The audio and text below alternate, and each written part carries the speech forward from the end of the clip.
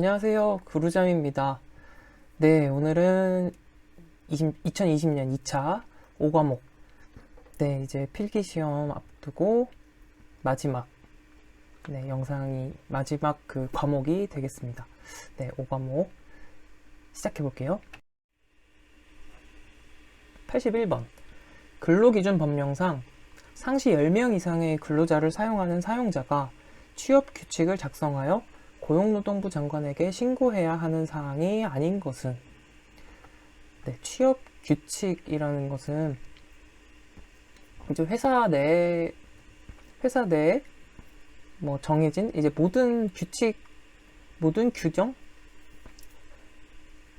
모든 정해진 그런 규칙, 내용, 규정 이런 것들을 다 포괄하는 그런 내용을 담고 있다라고 생각을 하시면 돼요.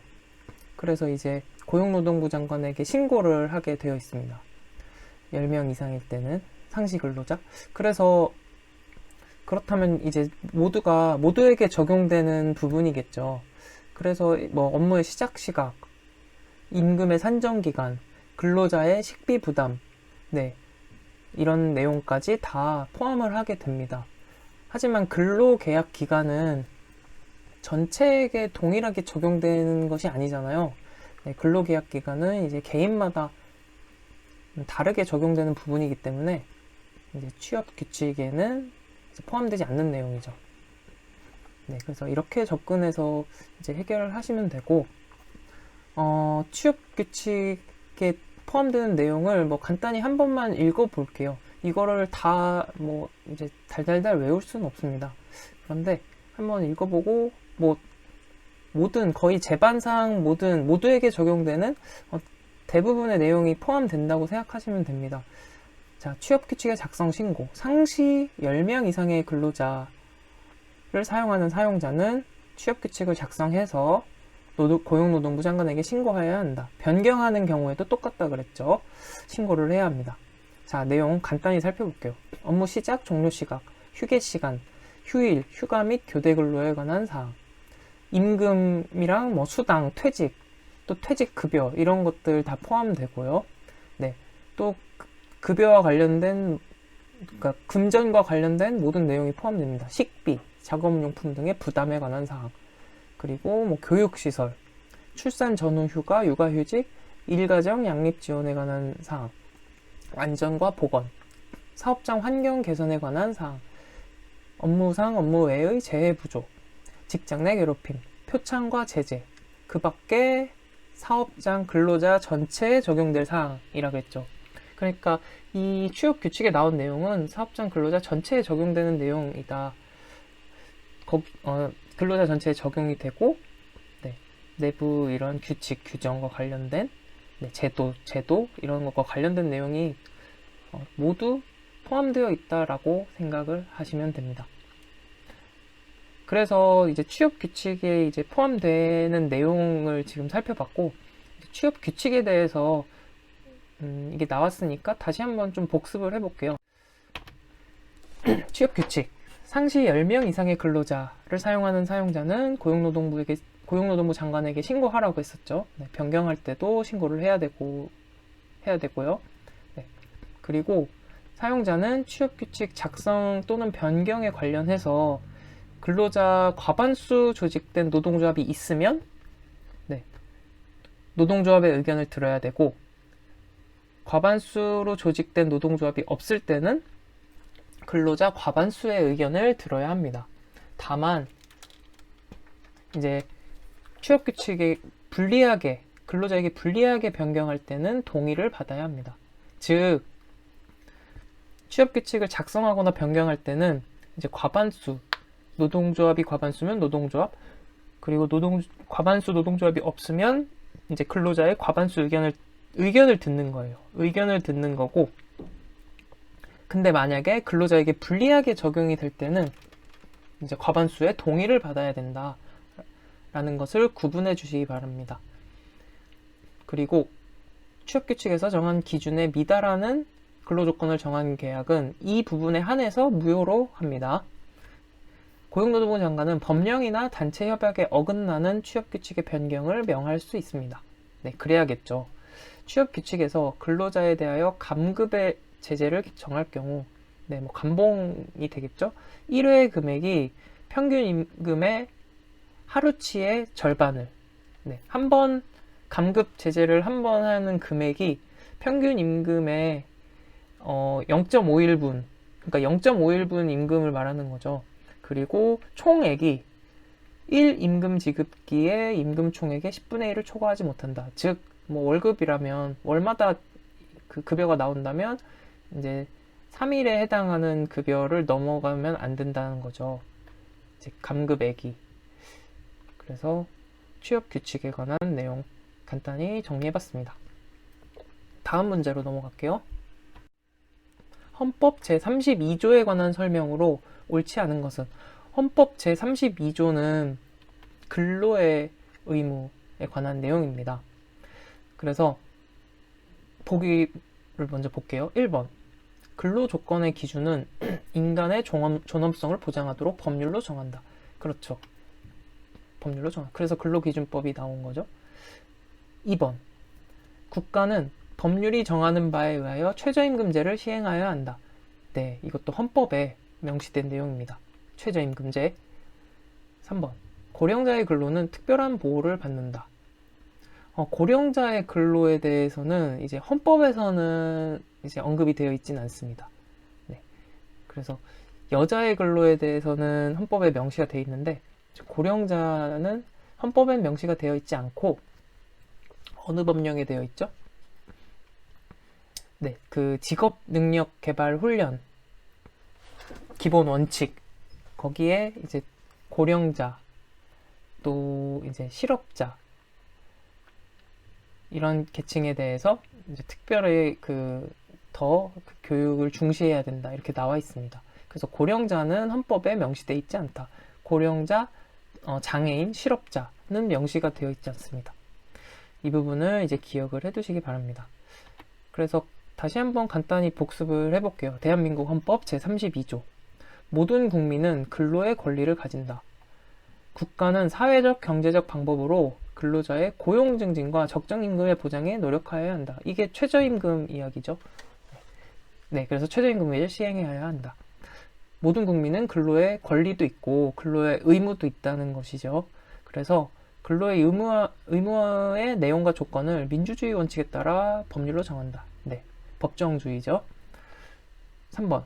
근로 조건의 기준은 인간의 존엄성 보장하도록 법률로 정한다. 네. 여자의 근로 특별한 보호를 받는다 그랬죠. 차별받으면 안 되고, 연소자도 특별한 보호를 받습니다.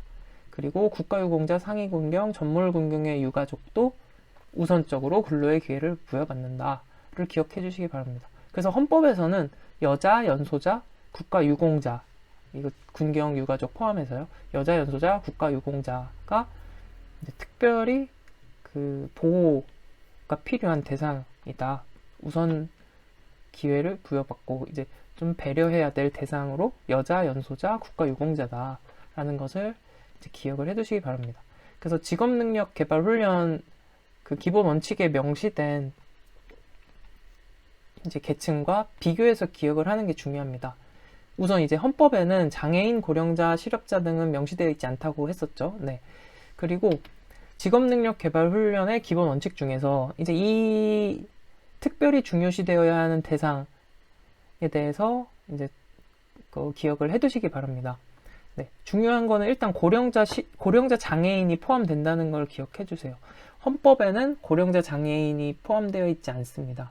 그런데 직업능력 개발 훈련의 기본 원칙에서는 고령자 장애인이 이제 장애인의 그 직업능력 개발 훈련은 중요시 되어야 한다라고 명시가 되어 있고요.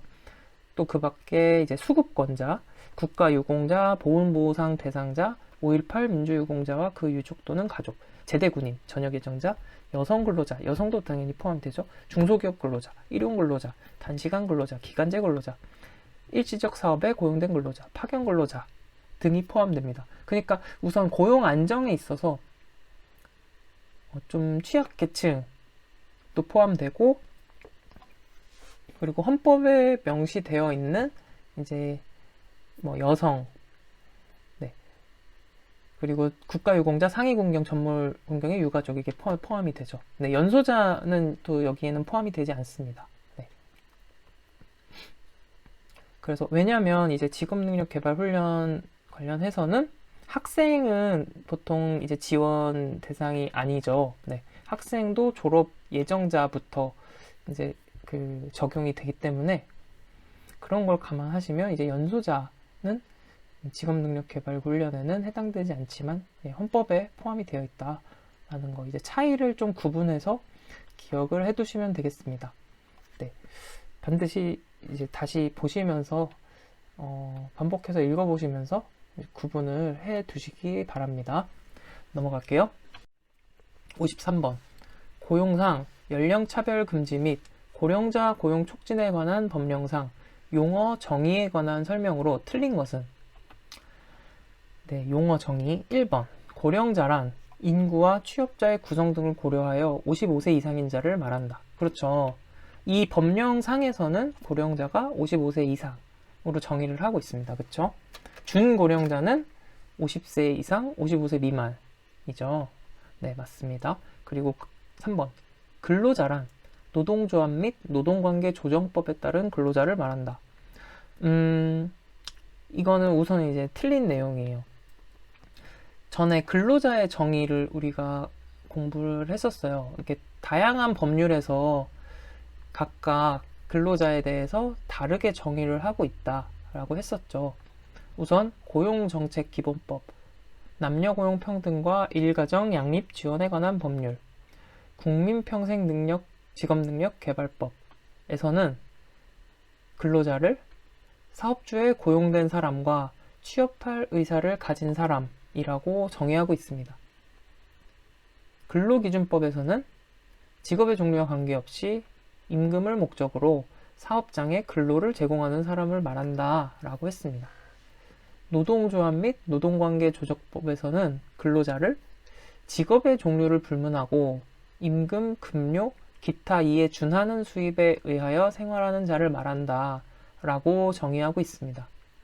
그래서 이것을 뭐 대략 이제 구분을 할 때 좀 뉘앙스를 가지고 구분을 해보시라 이렇게 말씀을 드렸었죠. 우선 좀 극명하게 좀 뉘앙스가 다른 게 노동조합 및 노동관계 조정법이죠. 네. 노동조합 및 노동관계 조정법은 일단 이제 노동조합의 그런 권리, 권익 이런 것을 뭐 보호하는 취지로 만들어진 이제 법이잖아요. 그렇기 때문에 직업의 종류를 불문하고 임금, 급료, 기타 이에 준하는 수입에 의하여 생활하는 자, 즉 초점이 이들의 권익 보호, 권리 보장 이런 거에 맞춰져 있다 보니 노동조합원들의 그런 생활에 초점이 맞춰져 있는 거죠. 임금, 급료, 기타 이에 준하는 수입에 의하여 생활하는 자. 그렇죠.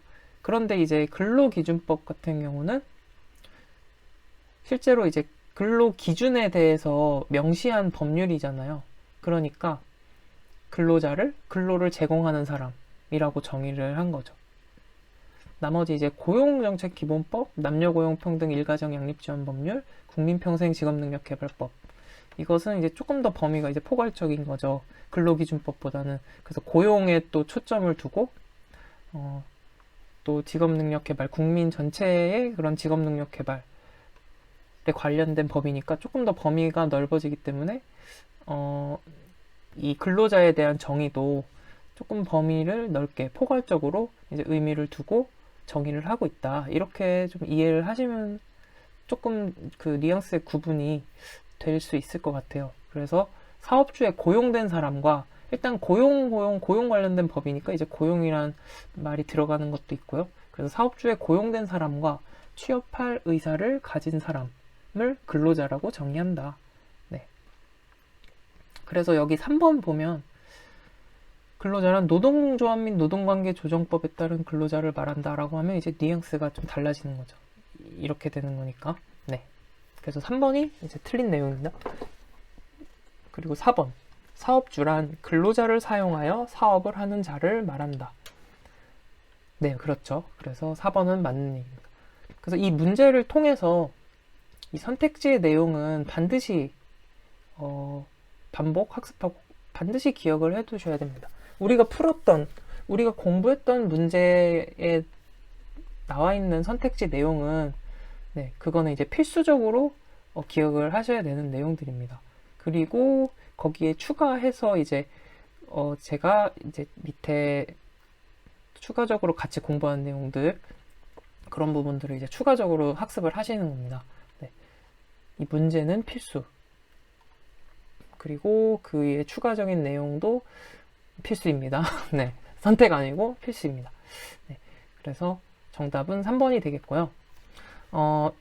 고령자 고용 촉진 법령 얘기 나왔으니까 또 이 고령자 관련해서 출제가 자주 되는 내용 우리 거의 뭐 매 회차마다 공부를 했던 것 같아요. 다시 한번 복습을 해볼게요. 고령자 기준 방금 봤듯이 55세 이상, 준고령자는 50세 이상, 55세 미만이라고 했죠. 그래서 고령자 기준 고용률이 중요합니다. 네. 고령자 기준 고용률이란 사업 종류별로 고용해야 하는 고령자의 최소 비율을 말하는 거죠. 네, 고령자의 최소 비율 몇 퍼센트 이상은 고용을 해야 된다. 자, 제조업 사업장에서는 그 사업장의 상시 근로자 수의 100분의 2 이상 고령자로 고용을 해야 합니다. 운수업과 부동산 및 임대업에서는 100분의 6 그리고 그 외의 산업에서는 100분의 3 이상 이제 고용을 해야 합니다. 그래서 제조업 같은 경우는 아무래도 고령자이신 분들이 이제 근무를 하는 데 있어서 조금 더 버거운 이제 이런 산업 업종이라고 보기 때문에 100분의 2 최소 비율이 운수업, 부동산 및 임대업은 그래도 고령자분들이 업무를 하시는 데 있어서 다른 산업보다는 조금 더 수월하기 때문에 100분의 6 그 외의 산업은 이제 100분의 3 이렇게 구분을 한다고 했었죠. 그래서 이제 이거는 반드시 암기를 하시는 것이 좋습니다. 그래서 저의 제부 얘기를 했었죠. 저의 제부가 굉장히 고령자라고 했어요. 네, 55세 이상의 고령자입니다. 저희 제부는. 그래서 저희 제부가 이제 고령자이지만 운기가 있어요. 운의 기운. 운기가 좋아가지고 이제 263이라는 거예요. 네. 운의 기운이 263이다. 263은 이제 로또 번호. 네. 그래서 이렇게 기억을 했죠. 제조업. 그래서 제조업, 부운 하면은 부동산, 운수업. 네. 그리고 기타. 그 밖에 산업이죠. 그래서 고령자 제부의 운기는 263이다. 순서대로. 2는 이제 제조업이 해당이 되고 100분의 6이죠. 부동산 및 운수업. 부동산 및 임대업, 운수업은 6%. 그리고 기타. 그 외의 산업이죠. 3%. 그래서 고령자인 제부의 운기는 263이다. 네, 고령자 최소 기준 고용률 나오면 이제 저희 제부를 떠올려 주시기 바랍니다. 네. 실제 저희 제부를 말하는 건 아닙니다. 네, 오해하시면 안 되고요. 네, 그래서 고령자 기준 고용률까지 같이 정리해봤습니다. 이제 넘어갈게요. 84번. 남녀 고용 평등과 일가정 양립 지원에 관한 법률상 남녀 고용 평등 실현과 일가정 양립에 관한 기본 계획에 포함되어야 할 사항을 모두 모른 것은 네, 기본 계획 포함될 사항 볼게요. 기억. 여성 취업의 촉진에 관한 사항 포함되어야 합니다. 니은. 여성의 직업 능력 개발에 관련된 사항 포함되어야 합니다. 여성 근로자의 모성 보호에 관한 사항 네, 포함되어야 합니다. 리을. 직전 기본 계획에 대한 평가 네, 이것도 포함이 되어야 합니다. 그래서 직전 기본 계획이라 그러면 지금도 있고 이전에도 있다는 거잖아요. 네, 그렇습니다. 이게 5년마다 기본 계획을 이제 작성을 하게 됩니다. 그래서 직전 기본 계획에 대한 평가도 이제 포함이 된다. 내용에. 그래서 정답은 4번이 되고요. 내용을 같이 한번 정리를 해보겠습니다. 고용노동부 장관은 남녀 고용 평등 실현과 일가정 양립에 관한 기본 계획을 5년마다 수립하여야 하며 다음 내용이 포함이 되어야 한다라고 했습니다. 네. 여성 취업 촉진, 그리고 평등한 기회 보장 및 대우, 동일 가치 노동, 동일 임금 지급 정착에 관한 사항, 여성의 직업 능력 개발, 여성 근로자의 모성 보호, 일가정 양립 지원, 여성 근로자를 위한 복지시설의 설치 및 운영, 직전 기본 계획에 대한 평가, 또 그 밖에 필요한 내용. 그래서 이게 내용이 보면 이제 여성 근로자의 좀 아무래도 상대적으로 아직까지 이제 좀 근로 조건들에 있어서, 근로 환경에 있어서 좀 그동안 배려받지 못했던 부분들이 많기 때문에 이제 여성 근로자의 그런 상대적인 약자로서의 네, 그런 권익들을 이제 보호하기 위한 그런 내용들이죠. 그래서 크게 뭐 어려운 내용은 아닙니다. 네, 근데 이제 직전 기본 계획에 대한 평가 들어간다는 거 네, 확인을 해주시고요. 5년마다 작성을 한다. 그래서 뭐 지금 이 남녀 고용 평등 실현, 일가정 양립 관한 기본 계획도 있는데 또 나중에 보면 이제 고용 기본 계획, 고용 정책 기본 계획 뭐 이런 것도 있습니다. 그래서 이런 기본 계획 들어가는 거는 5년마다 수립을 한다라고 아예 기억을 해두시면 좋을 것 같아요. 네. 그래서 이렇게 정리하고 85번으로 갈게요.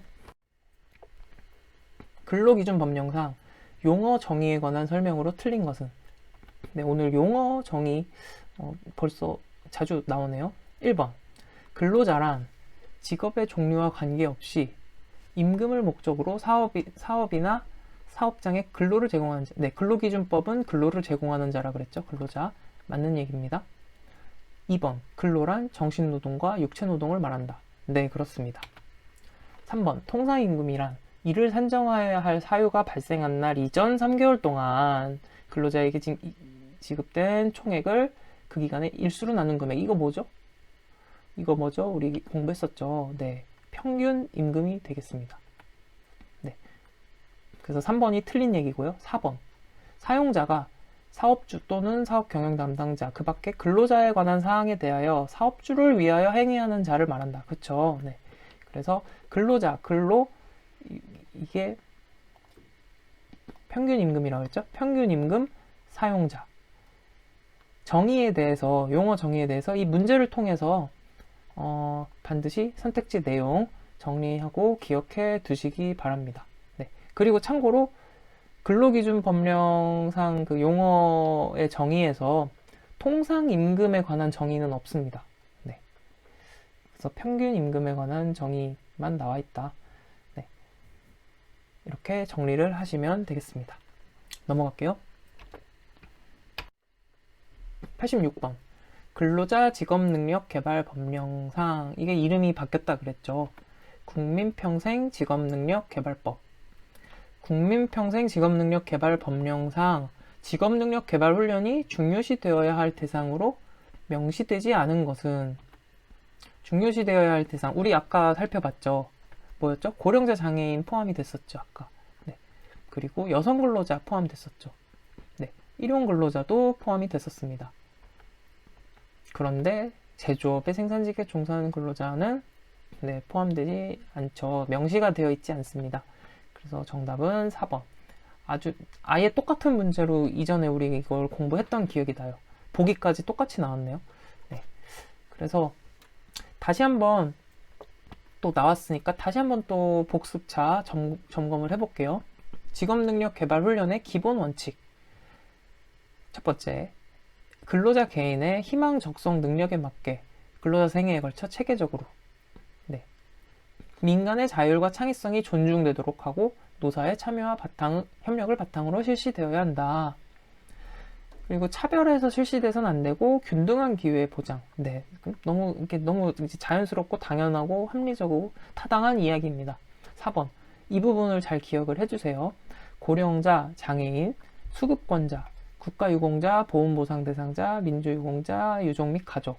네, 그쵸? 그리고 제대군인 및 전역 예정자, 여성, 중소기업 근로자, 일용 단시간 기간제 근로자, 일시적 사업의 고용된 근로자, 파견 근로자. 이 부분은 이제 일용 근로자부터 파견 근로자까지 이 부분은 이제 좀 고용 안정의 취약 계층이라고 보시면 되고 중소기업 근로자, 여성 근로자, 제대군인 네, 이렇게 기억을 해두시면 되겠습니다. 반드시 이제 기억해 주세요. 자주 나오잖아요, 지금. 네, 5번.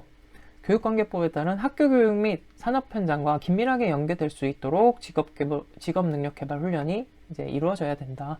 또한 지역과 산업 현장의 수요가 반영되어야 한다. 직무 능력뿐만 아니라 직무 기초 역량을 함께 지원해야 한다. 직업 소개, 직업 지도 및 경력 개발 등과 긴밀하게 연계될 수 있도록 하여야 한다. 네. 빈번하게 출제되는 내용이니까 정리 잘 해두시기 바랍니다. 87번으로 갈게요. 근로자 직업능력개발법령 내 국민평생직업능력개발법령상 다음은 어떤 훈련 방법에 관한 설명인가? 훈련을 실시하기 위하여 설치한 훈련 전용시설 또는 적합한 시설에서 실시하는 방법. 네, 생산시설 근무장소는 제외한 훈련시설. 뭐죠? 집체훈련이죠. 네. 그리고 생산시설 및 근무장소에서 하는 훈련은 뭐죠? 네, 현장훈련입니다. 그래서 정답은 2번. 훈련 방법 다시 체크하고 넘어갈게요. 실시 방법에 따라 구분을 하고 훈련 목적에 따라 구분할 수 있었죠. 실시 방법에 따른 구분은 우리 방금 공부한 집체훈련. 네, 집체훈련은 훈련 전용시설 또는 적합한 시설에서 실시하는 것을 집체훈련입니다. 다 모여가지고 집체교육, 집체훈련 이런 말들 많이 쓰죠. 훈련 전용시설, 적합한 시설. 그리고 현장훈련은 실제 현장에서 일하는 현장, 생산시설, 근무장소에서 진행되는 훈련이 현장훈련입니다. 원격훈련 말 그대로 원격으로 진행되는 것. 그리고 혼합훈련, 블렌디드라고 하죠. 블렌디드 러닝, 블렌디드 트레이닝. 그래서 혼합됐다. 두 가지 이상 병행하는 거. 이 중에 두 가지 이상 병행해서 실시하면은 혼합훈련. 그래서 실시 방식에 따라, 실시 방법에 따른 구분이었습니다. 다음 훈련 목적에 따른 구분. 목적에 따라서 양성은 양성 기초 훈련 기억하시면 된다 그랬죠. 양성 기초 훈련, 기초적 직무 수행 능력. 그리고 향상 훈련. 향상은 좀 더 나은 기술, 더 높은 직무 수행을 위한 거잖아요. 그러니까 더 높은 직무 수행 능력 습득, 기술 발전에 맞춘 지식 기능 보충, 향상 훈련. 네, 전직 훈련은 직업을 바꾸는 거죠. 새로운 직업에 필요한 직무 수행. 그래서 양성, 향상, 전직 훈련. 네, 어려운 내용은 아니었습니다. 그래서 읽어보고 이해하시면 이제 문제 이거는 이제 맞추고 가야 되는 이제 그런 문제였습니다. 넘어갈게요. 88번. 고용보험법령상 괄호에 들어갈 숫자로 옳은 것은 배우자 질병으로 육아휴직급여를 신청을 못했대요. 그러면 그 사유가 끝난 후 며칠 이내일까요? 네, 신청을 못했어요. 부득이한 사정이죠. 배우자 질병. 부득이한 사정으로 육아휴직급여 신청을 못했으면 30일 이내에 신청하여야 합니다. 그 사유가 끝난 후에. 네, 그래서 30일 이내고요. 육아휴직급여, 근로시간 단축급여 대상을 다시 한번 공부해 볼게요. 육아휴직을 30일 이상 부여받은 피보험자, 그리고 육아기 근로시간 단축을 30일 이상 실시한 피보험자 중에서 피보험 단위 기간이 합산 180일 이상인 경우에 이제 대상이 되죠. 그리고 신청기간은 시작한 날 둘 다 공동으로 이제 그 근로시간 단축 육아휴직 시작한 날 이후 1개월부터 끝난 날 이후 12개월 이내. 네, 시작한 날 이후 1개월부터 끝난 날 이후 12개월 이내에 신청을 해야 합니다. 그런데 이 문제의 사례처럼 해당 기간에 다음의 사유로 급여를 신청하지 못했을 경우 그 사유가 끝난 이후에 30일 이내에 신청을 해야 합니다. 네, 부득이한 사유 어떤 사유죠? 천재지변, 본인 또는 배우자의 질병 부상. 그러니까 천재지변 아니면 가족이나 본인 배우자 이렇게 아팠던 경우, 또 의무복무, 형집행. 네, 진짜 부득이한 경우, 아프거나 의무복무거나 형집행. 네, 이런 경우에 사유 끝난 이후 30일 이내에 신청한다. 넘어가겠습니다. 근로기준법상 임금에 대한 설명으로 틀린 것은 임금 1번. 임금은 원칙적으로 통화로 직접 근로자에게 전액을 지급해야 한다. 네. 통화, 직접, 전액. 통화불, 직접불, 전액불이라고 하죠. 임금 지급 원칙입니다. 통화불, 직접불, 전액불. 통화로 직접 그 전액을 지급하여야 한다. 네. 단 법령이나 단체 협약에 특별한 규정이 있는 경우에는 일부를 공제하거나 통화 이외의 것으로 지급할 수 있다라고 했죠. 그리고 임금 지급 원칙 하나 더 살펴보면 매월 1회 이상 정기적으로 지급해야 한다라고 했습니다. 매월 1회 이상 일정한 날짜를 정하여 지급하여야 한다. 단 임시로 지급하는 임금, 수당은 예외로 합니다. 네, 됐죠? 그래서 이제 4번 내용이 이 정기불과 관련된 내용이죠. 임금은 원칙적으로 매월 1회 이상 일정한 날짜를 정하여 지급하는 것이 원칙이다. 단 임시로 지급하는 수당은 예외라고 했습니다. 2번, 사용자의 귀책 사유로 휴업하는 경우 휴업기간 동안 근로자에게 통상임금의 100분의 60 이상의 수당을 지급해야 한다. 100분의 60 아니었죠. 몇이었어요? 100분의 70 이상이었어요. 네. 그리고 통상임금이 아니고 평균임금이었죠. 네. 평균임금의 100분의 70 이상을 지급해야 한다. 그런데 평균임금의 100분의 70에 해당하는 금액이 통상임금을 초과할 경우에는 통상임금으로 지급할 수 있다. 네. 반드시 기억을 해두시기 바랍니다. 똑같은 문제가 또 앞에서 나왔었죠. 보기도 똑같은 내용으로. 네. 그렇기 때문에 문제에 나온 선택지의 내용은 반드시 곱하기 100으로 공부를 하셔야 되고, 그 다음에 이제 추가적으로 밑에 나오는 내용 중에 이제 추가적인 내용은 그 다음에 이제 숙지를 하셔야 됩니다. 3번, 임금채권은 3년간 행사하지 아니하면 시효를 소멸한다. 그렇죠. 임금채권 시효는 3년입니다. 급여를 못 받았으면 이제 3년 내로 이제 처리를 해야 돼요. 3년 내에 이제 신고를 하고, 그렇지 않으면 3년 이후에는 받을 수가 없습니다. 4번, 임금 원칙적으로 매월 1회 이상 일정한 날짜, 네, 정기불이라고 했습니다. 그래서 정답은 2번. 또 추가적으로 임금 관련해서 이제 출제된 내용, 선택지 관련 내용을 다른 문제에서 출제됐던 선택지 내용을 조금 더 살펴볼게요. 사용자는 도급으로 사용하는 근로자에게 근로시간에 따라 일정액의 임금을 보장하여야 한다. 네, 그러니까 어떤 회사에서 이제 하도급을 이제 준 거죠. 그래서 그렇게 사용하는 근로자에게 이제 근로시간에 따라 일정액의 임금을 보장하여야 한다는 거예요. 그 사용자에게도 그 책임, 의무가 있다라는 의미죠. 고용노동부 장관은 체불사업주 명단 공개 시 3개월 이상의 기간을 정하여 소명 기회를 주어야 합니다. 네, 3개월 이상 기간을 정해서 소명 기회를 주어야 된다. 됐죠? 그 다음, 비상시라고 하면 출산, 질병, 재해, 혼인 또는 사망, 부득이한 사유로 일주일 이상 귀향하는 경우에 근로자가 임금 지급을 청구하면 지급일 전이더라도 이미 제공한 근로에 대해 임금을 지급하여야 합니다. 네. 일하지 않은 부분이 아니라 이미 일한 부분에 대해서는 급한 사유, 비상시 사유에 대해서는 즉시 지급을 해야 됩니다. 요청할 경우. 이렇게 임금에 대해서 정리해봤습니다. 90번.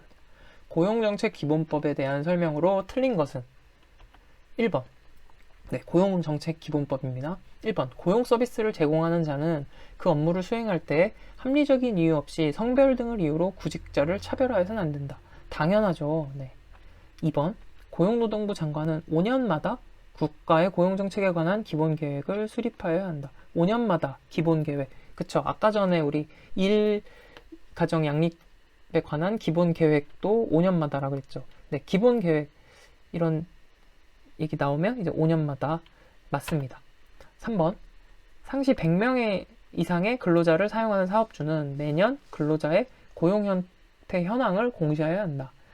이게 100명이 아니고 300명 이상의 그 기업에 이제 공시 의무가 있습니다. 고용 형태 현황, 공시 의무 사업주, 상시 300명 이상 근로자를 사용하는 사업주입니다. 네, 300명 이상 기억을 해두시기 바랍니다. 4번. 근로자란 사업주에게 고용된 사람과 취업할 의사를 가진 사람을 말한다. 네, 이것도 아까 전에 우리가 근로자의 정의, 각 법령상에서 근로자를 다르게 정의하는 것을 봤잖아요.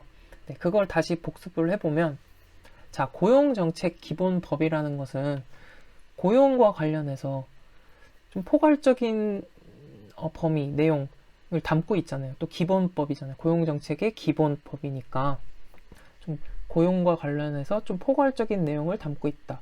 근로기준법은 근로기준에 관한 법령, 조금 더 협소한 범위라고 볼 수 있겠죠. 네. 그리고 노동조합법, 노동관계 및 노동조합법이었죠. 그 법률은 노동자의 권익, 이해, 이런 것을 이제 보장하기 위한 취지가 강하기 때문에 수입과 생활에 관한 내용으로 근로자를 정의했었고요. 네. 그래서 그런 뉘앙스로 보면 이제 고용정책기본법에서는 근로자를 정의하는 게 사업주에게 고용된 사람, 네, 고용에 관련된 거니까 이제 고용이 언급이 되기도 하고, 이제 좀 포괄적인 내용을 포괄적인 법이라고 이제 뉘앙스를 이해를 하면 사업주에게 고용된 사람 플러스 취업할 의사를 가진 사람까지도 이렇게 포괄하고 있잖아요. 네. 그래서 고용정책기본법에서 근로자란 이렇게 정의가 된다. 네. 그래서 아까 얘기한 세 가지, 근로자 정의한 세 가지 다른 내용들을 구분을 해서 이해를 하시면 되겠습니다.